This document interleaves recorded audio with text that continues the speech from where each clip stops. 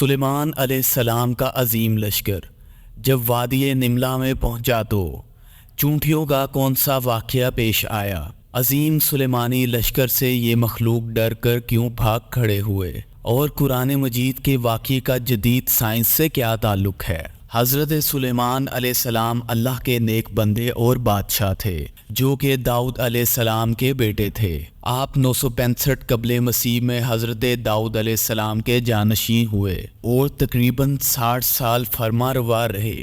اللہ نے اپنے برگزیدہ پیغمبر حضرت سلیمان علیہ السلام کو علم مرتق الطیر یعنی پرندوں سے باتیں کرنے کا علم عطا فرمایا تھا، بلکہ آپ پرندوں کے ساتھ ساتھ چرندوں، درندوں اور کیڑے مکوڑوں تمام مخلوقات کی زبان سمجھتے تھے اور ان سے انہی زبان میں بات کیا کرتے تھے۔ آپ علیہ السلام کے لشکر میں انسان، جنوں، پرندوں اور درندوں کے علاوہ اللہ تعالیٰ نے دیگر مخلوقات کی بھی بڑی تعداد شامل کی تھی۔ آپ بہت رعب اور دبدبے والے بادشاہ تھے۔ آپ کے لشکر میں یہ مخلوقات الگ الگ گروہ میں متنظم تھیں۔ شیاطین کا گروہ، جنات کا گروہ، انسانوں کا گروہ، حیوانات کا گروہ اور پرندوں کا گروہ، یہ سب اپنی اپنی مقام پر نظم و ضبط اور کردار بنا کر کھڑے رہا کرتے تھے۔ کسی کی مجال نہ تھی کہ وہ اپنے رتبے یا درجے کے خلاف آگے یا پیچھے ہونے کا جرم کر سکے۔ سب کی جگہ موجود تھی اور اگر کوئی اپنی جگہ پر موجود نہ ہوتا تو آپ علیہ السلام کو فوراً خبر ہو جایا کرتی۔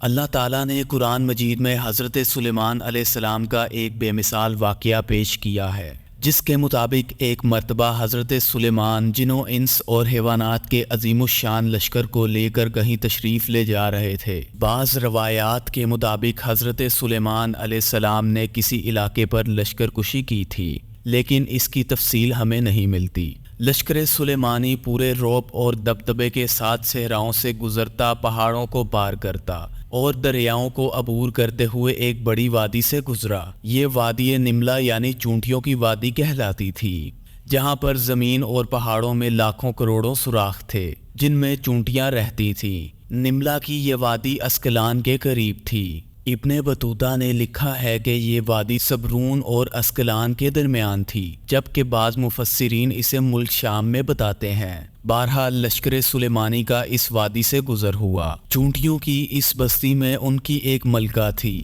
ملکہ اپنی رعایا چونٹیوں کا بہت خیال رکھتی تھی اور چونٹیوں کی سلطنت کا نظم و نسق بخوبی چلاتی تھی۔ تمام چونٹیاں اپنی ملکہ سے بہت پیار کرتی تھی اور اس کے ایک اشارے پر بڑے سے بڑا کام کرنے کو تیار رہتی تھیں۔ اس وقت ملکہ اپنی بہت سی چونٹیوں کے ساتھ وادی میں گھوم رہی تھی۔ اچانک اسے زمین میں عجیب سی دھمک محسوس ہوئی اور زمین سے آتی آواز کو غور سے سننے لگی۔ ملکہ چونٹی بولی، لگتا ہے کہ کوئی بہت بڑی فوج ہماری طرف آ رہی ہے، اور اس نے کہا کہ یہ ضرور حضرت سلیمان علیہ السلام کا لشکر ہے۔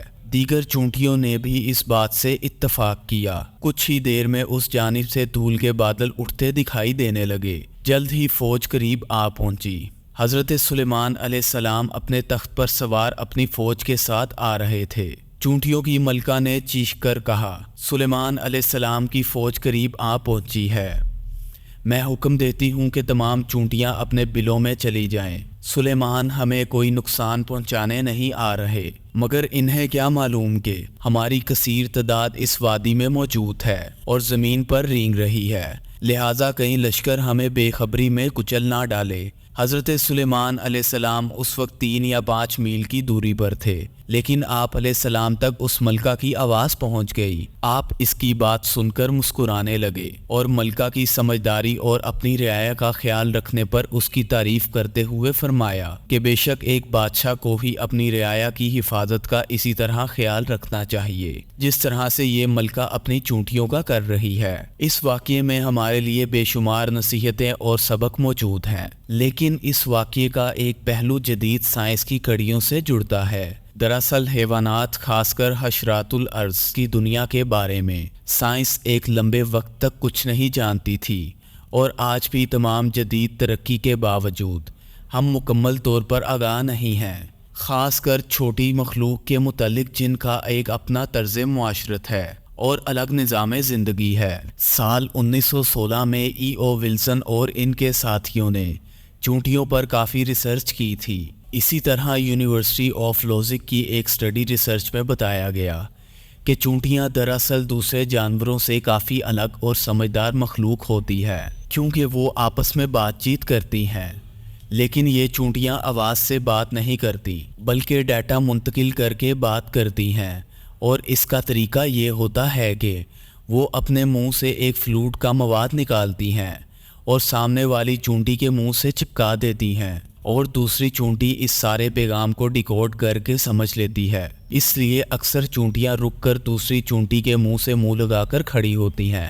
یہ دراصل وہی عمل ہوتا ہے جس میں وہ ڈیٹا منتقل ہو رہا ہوتا ہے۔ آج سائنس چونٹیوں کے ڈیٹا ٹرانسفر پر زوروں سے ریسرچ کر رہی ہے اور حیرت زدہ ہے۔ وہیں قرآن مجید نے 1400 سال پہلے حضرت سلیمان علیہ السلام کے اس واقعے میں واضح کر دیا تھا کہ یہ مخلوق بولتی اور سمجھتی ہے، لیکن اس زمانے میں ان واقعات کو محض قصے، کہانیاں اور افسانہ قرار دیا جاتا ہے، جسے سائنس آج ماننے اور اقرار کرنے پر مجبور ہے۔ تاریخ گواہ ہے کہ جنہوں نے قرآن مجید میں غور کیا، ان لوگوں نے درختوں کے نیچے بیٹھ کر نہ صرف زمین کا حجم بتایا بلکہ یہ بھی بتا دیا کہ انسان پرندوں کی طرح کیسے پرواز کر سکتا ہے۔ اگر ہم قرآن مجید میں غور و فکر کریں تو آج بھی ایسی ایجادات کر سکتے ہیں جس سے نسل انسانی حیران رہ جائے گی، جیسا کہ اللہ تعالیٰ نے قرآن مجید میں بار بار فرمایا، کیا یہ قرآن میں غور نہیں کرتے؟ کیا یہ عقل نہیں رکھتے؟